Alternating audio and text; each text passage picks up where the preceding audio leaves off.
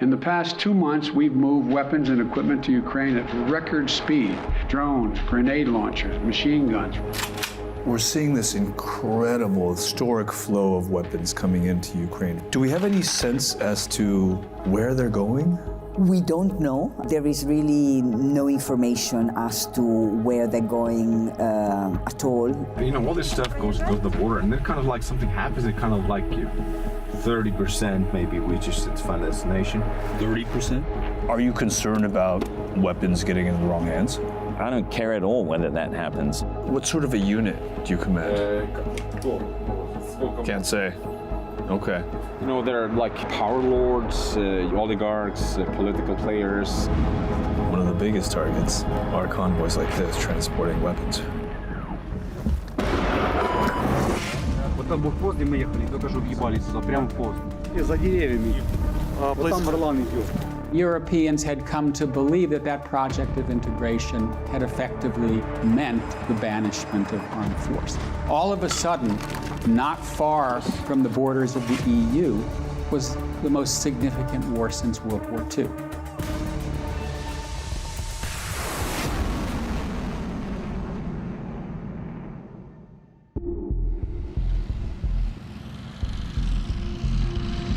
So this is a NATO exercise happening in Lithuania, which is effectively the eastern flank of the entire alliance, effectively the front line.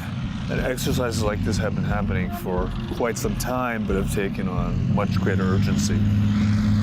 Outside the borders of Ukraine, NATO countries are on alert as they strike a fragile balance between providing support to Ukraine and preventing a full-scale war between Russia and NATO. My intent for today is twofold. First, to see the successful integration of the German reinforcement troops we sent in March, based on the, of course, war in Ukraine. For me, it's absolutely clear Germany will remain committed, not only in the EFP business, but also in NATO. This admittedly feels like a little bit of a dog and pony show, almost like an open house or a showcase of all the weapons that are being purchased and sent into Ukraine. I think that we're arguably at the most dangerous point since the Cuban Missile Crisis. NATO is not directly at war with Russia, but a nuclear-armed Russia is at war with a NATO-armed Ukraine. And it's conceivable that that war could widen. We don't know. But this is a hot war, not a cold war. And that's why it makes it so dangerous. Ukraine and Russia have been at war since 2014, when Russia occupied Crimea, and Russia-backed separatists occupied the Donbas region of Ukraine. But the full-blown invasion in 2022 and the images of Russian tanks en route to the nation's capital of Kyiv shook the West to its core and galvanized the US and Europe to ship an unprecedented level of military aid to Ukraine.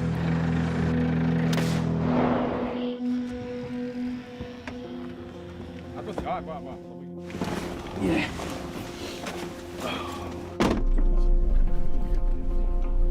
So how long have you been moving supplies into country? Since summer 2014. This whole thing, if you do it like according to the book, it takes 4 or 5 days. And I mean, we don't have that time. And yeah, we go now. Welcome to Ukraine. Yeah. Jonas Ullman and his team work for the non-governmental organization Blue Yellow. While weapons are pouring in, frontline fighters also need supplies like body armor, helmets, and other tactical gear. NGOs like Blue Yellow help fill that gap. We're just a few feet from the border. As soon as we came into the country, the convoy is starting a series of drop-offs. This moment, there's a huge lack of body armor. We're handing out like maybe 20, 30, 50. They will just distribute it in their networks. Different units. Yeah. Frontline soldiers don't have body armor? Yeah. Sure. For a country trying to defend itself against a much better funded and equipped aggressor, crews like Jonas's have become vital to navigating the tangle of supply lines to reach the patchwork of what are sometimes improvised military units. You as an NGO, you have to toe the line very carefully. You can only move non-lethal aid. Yes. We are cooperating with units who rely to some extent on official support, and they get weapons, etc. But they also rely on us for other things: cars, drones, optics, etc., etc.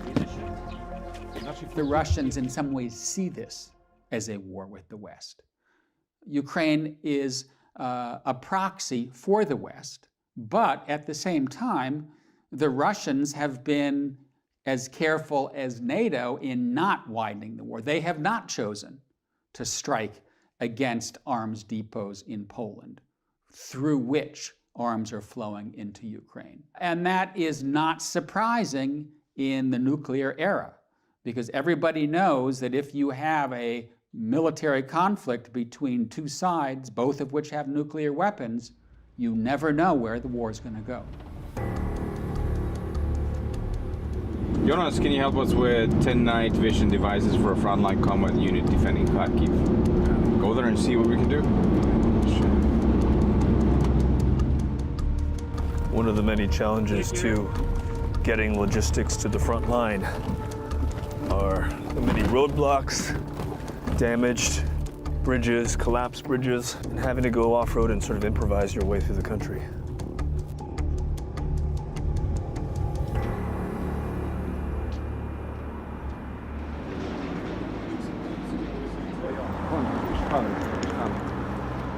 Короче, вот для тебя Стёза, что там есть. This woman, who asked that her name be withheld, is part of a network of civilian volunteers who are aiding in the war effort and act as links between groups like Jonas's and local soldiers. Коллиматоры есть. Да, коллиматоры давай. А планок Пикатини нету? Ну давай коллиматоры пусть ищут планки, потому что просят для ближнего боя. How critical are these supplies? Від цієї допомоги залежить життя наших бійців, тому що вони, коли працюють тепловізором, вони вночі бачать цілі, вони бачать супротивника.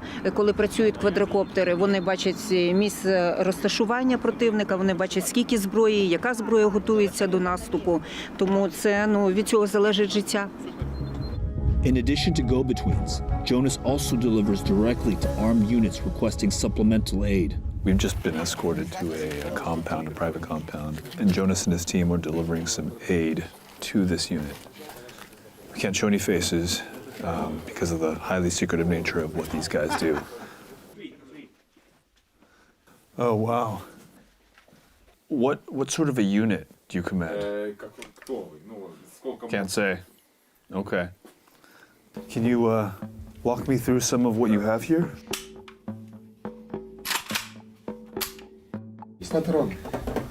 And then what do you have over here? Что-то такое? Это танковый боезапас. Tank. Бронежилеты. Это пока ночной работы, коллиматор одеваешь и русских оккупантов чуть-чуть.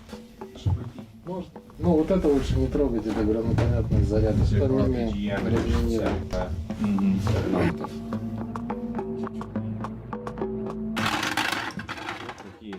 You're having to rely on groups like Jonas's to get some of the non-lethal aid? Есть форма, есть автомат, есть пушки, снаряды и так далее. Но, допустим, есть автомат. Вот к нему нужен коллиматор, прицел, к нему нужен лазерный целеуказатель. Это все БЛИАЛ. In a war where essentially all able-bodied Ukrainian men under 60 join the fight, weapons and supplies are making their way to almost anyone willing and able to use them. This is a war that has tapped into a lot of emotions. And that's why you have Americans, Europeans, others who are joining the fight. Many of them are ex-military. And so you have to show a certain amount of respect for those people who are volunteering, they're putting their lives at risk to help Ukraine defend its own freedom and sovereignty. Is there a downside to this? Yes, because once you get these paramilitary units, it's a more dangerous world where governments don't have control of what's happening on the battlefield.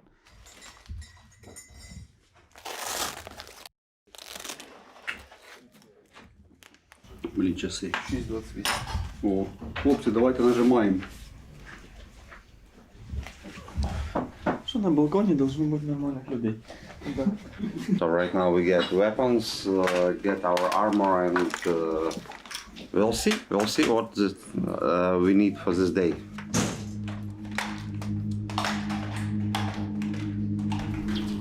This commander, known as the Greek, and his unit of former civilian and paramilitary fighters will escort Jonas and his crew to the front line. His unit has the firepower to defend the convoy should they encounter ground forces. Штука, все, робота нормально. Да, все робота, да. Я знаю. Все працює, все відробляю. Да. Нищить москалів. Before the convoy gets underway, they rendezvous with another crew to combine supplies headed to the front line.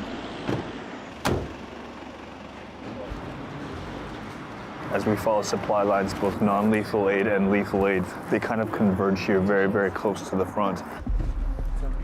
You know, this unit gets most of its non-lethal aid from Jonas and his team, and what we're seeing is all this non-lethal aid sitting right atop some of the most effective weapons of this war. Це наше озброєння, яке прийшло з заходу. Це те, що передали джевеліни.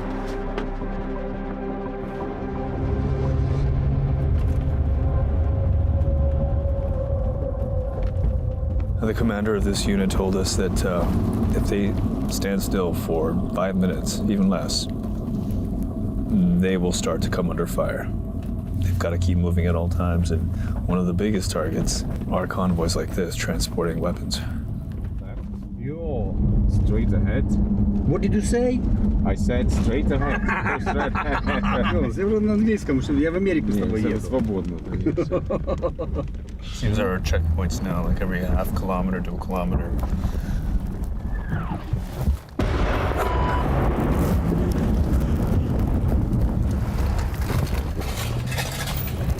Wow, that was close.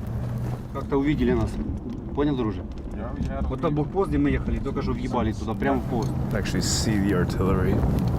Блядь. Чола, надо розсипатися по посадці. Я понял. Найдіть десничку, сховайтеся. Вот там Орлан йде. Out to the trees.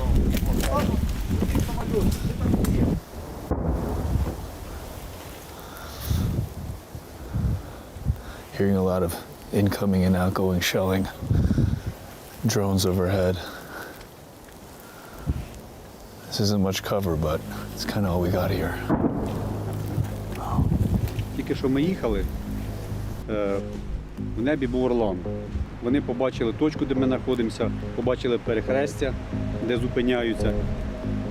І туди відпрацювали артилерію. Слава Богу, що не попали. Ми проїхали далі.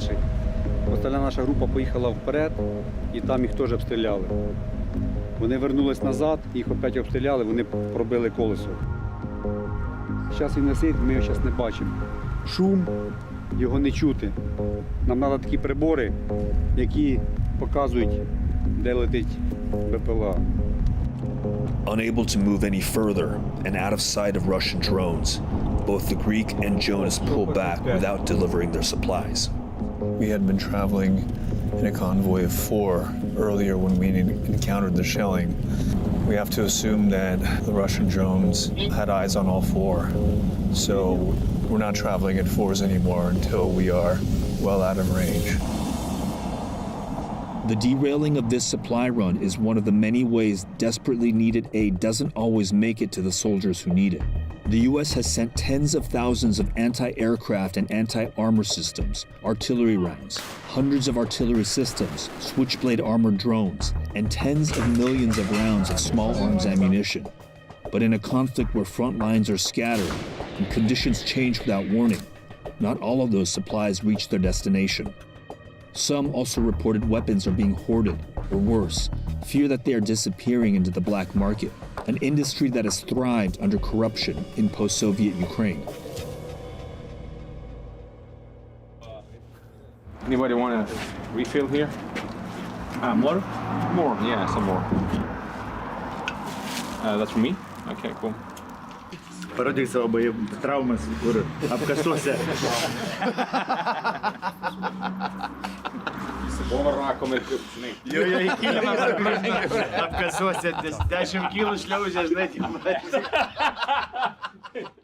So you're cutting through bureaucracy, you're cutting through corruption. We're going around it. I mean, that's like, we are masters of, going around. And what is the corruption? Is it like playing favorites? Is it? There are like power lords, oligarchs, political players. The system itself is we are the armed forces of Ukraine. So if the security forces want to, the Americans gave to us, so you've got to figure it out. And it's like, it's kind of like power games all day long, basically. Yeah. And so eventually people, they need the stuff or they are being used, so they go to us. You're gonna see one of the elite drone teams in Ukraine. And they requested something from you? They requested a drone to the fair amount of $200,000, and we bought it for them. And there it is. I see it. Nice, it's great. Mission successfully uploaded. Modern drones have proven to be the most successful tool in breaking frontline stalemates. We have to adapt to that wind. Yes. So a former German soldier who asked to stay anonymous is instructing the unit. How transformational have drones been for Ukraine? Already it was clear in 2015 that it's going to be drone war. Meaning not like the Reaper level, drone weaponized war, drones, yeah. but tactical drones for all kinds of purposes. I think I lost count how many drones we were putting here. Yeah. Anti-drone kit. Taking down drones very, very far away. So you use it as a defense against drones. That is a serious looking jammer.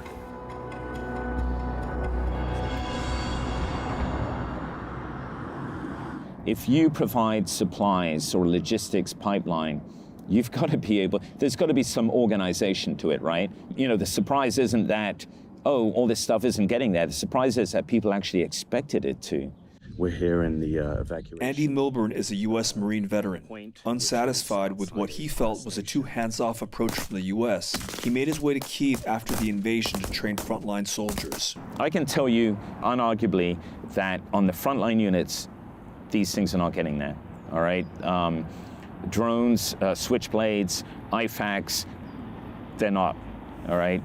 Body armor, helmets, you name it. Is it safe to characterize this as a little bit of a black hole? I suppose if you don't have visibility of where this stuff is going, and if you're asking that question, then it would appear that it's a black hole, yeah. Are you concerned about weapons getting into the wrong hands? I don't care at all whether that happens. Of course it's going to happen. It happens in any... if you don't have guys here supervising the pipeline, but that's not my biggest concern. My biggest concern right now is that the guys who need to kill Russians with those weapons get those weapons. We're seeing this incredible, historic flow of weapons coming into Ukraine from the West, from the US and NATO countries. Do we have any sense as to where they're going? We don't know. There is really no information as to where they're going at all. What is more worrying is that at least some of the countries that are sending weapons do not seem to think that it is their responsibility to put in place a very robust oversight mechanism to ensure that they know how they're being used today, but also how they might and will be used tomorrow. Is it appropriate for us to be asking these questions in a state of emergency? You have a country that has been invaded by a larger neighboring force. Whatever it takes to survive seems to be the name of the game. It's not just that it is appropriate to ask those questions, it is absolutely necessary to ask those questions, because if we look back, we have so many different examples in Afghanistan and Libya, Iraq, and the situations where weapons that are meant for one purpose at a particular time end up going elsewhere, being used for other purposes. When ISIS took over Mosul in 2014, they came into possession of large amounts of new sophisticated weapons that US forces had left for the Iraqi forces. But, Iraqi forces lost control of the city, ran away, and all that fell into the hands of ISIS. During a Department of Defense briefing in July 2022, a senior military official said that the US is not tracking weapons, but are confident military aid is being used to combat Russian forces. And on July 19th, it was reported that Ukraine created a temporary special commission to track the flow of weapons into the country. I would call it incoherent policy, all right? If the United States policy is to support Ukraine in the defense of its country against the Russian Federation, you can't go halfway with that. You see what I'm saying? You can't create artificial lines, and I would challenge anyone to say otherwise. We're either in or we're not.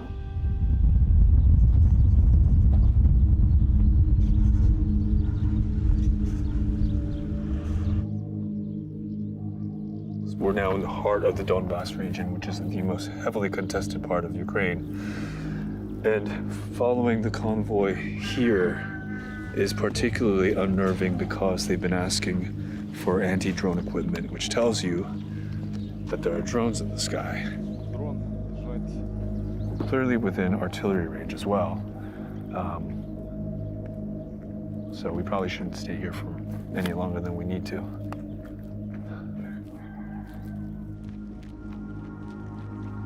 We are in the middle of nowhere. This is just Donbass.